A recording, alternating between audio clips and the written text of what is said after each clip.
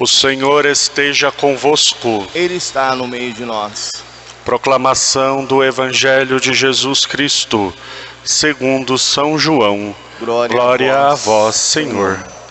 Naquele tempo disse Jesus aos seus discípulos: Agora parto para aquele que me enviou, e nenhum de vós me pergunta: para onde vais? Mas porque vos disse isto, a tristeza encheu os vossos corações. No entanto, eu vos digo a verdade. É bom para vós que eu parta. Se eu não for, não virá até vós o defensor. Mas se eu me for, eu vô-lo mandarei. E quando vier, ele demonstrará ao mundo em que consistem o pecado, a justiça e o julgamento. O pecado porque não acreditaram em mim. A justiça porque vou para o Pai, de modo que não mais me vereis. E o julgamento, porque o chefe deste mundo já está condenado.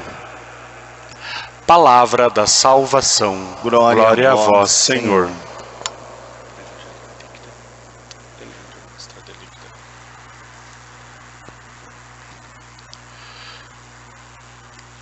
Ó Maria concebida sem pecado, rogai por nós que recorremos a vós. Em nome do Pai, do Filho e do Espírito Santo. Amém.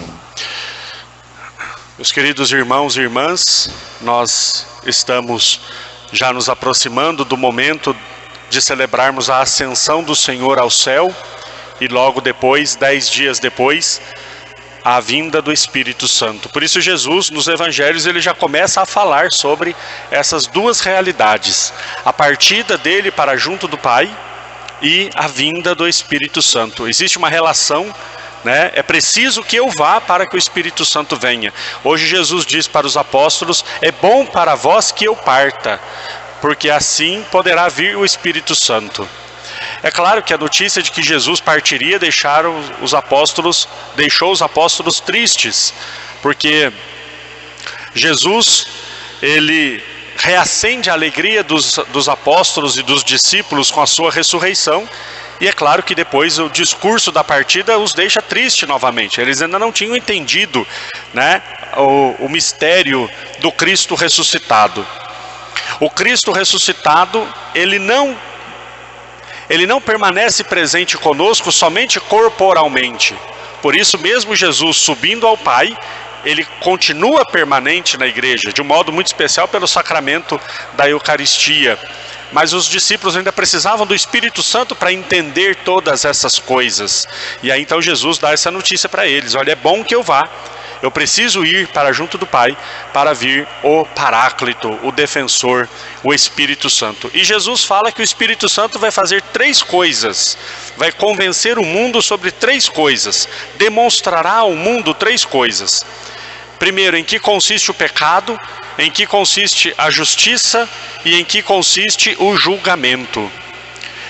Claro, aqui daria para fazer um comentário bastante longo sobre cada um dos 3. Mas eu gostaria de me atentar a um desses 3 aspectos que o Espírito Santo virá nos convencer, virá nos demonstrar. É justamente em que consiste o pecado.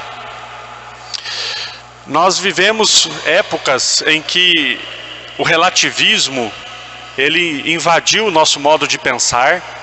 O relativismo invadiu completamente as nossas mentes e nós somos totalmente sujeitos a isto. O que significa esse relativismo que eu estou falando? Significa que tudo tem que passar pelo critério do meu entendimento ou o fato de eu concordar com alguma coisa. Então, as verdades não são mais objetivas. As verdades dependem daquilo que eu acredito ou daquilo que eu conheço, né? E aí o pecado acabou também estando sujeito a esse relativismo, né? Para algumas pessoas o pecado é aquilo que eu faço e que eu sinto um desconforto e um peso. Eu escuto muito isso na confissão. Ai, padre, o que está me incomodando é tal coisa. Então isso para aquela pessoa é um pecado. Mas o pecado não é só o que eu acho que é pecado. Quem me diz o que é pecado não é a minha consciência. Quem me diz o que é pecado não sou eu. Quem me diz o que é pecado é Deus. Se Deus diz que abortar uma criança é pecado, não é a minha opinião que vai dizer o contrário.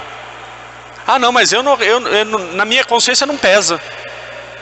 Para mim tanto faz. Se Deus diz que isso é pecado. Porque Ele está dizendo, não porque eu concordo ou deixo de concordar. Quem diz que o que é pecado é o Espírito Santo. Jesus está falando, o Espírito Santo virá sobre o mundo para convencer e demonstrar em que consiste o pecado.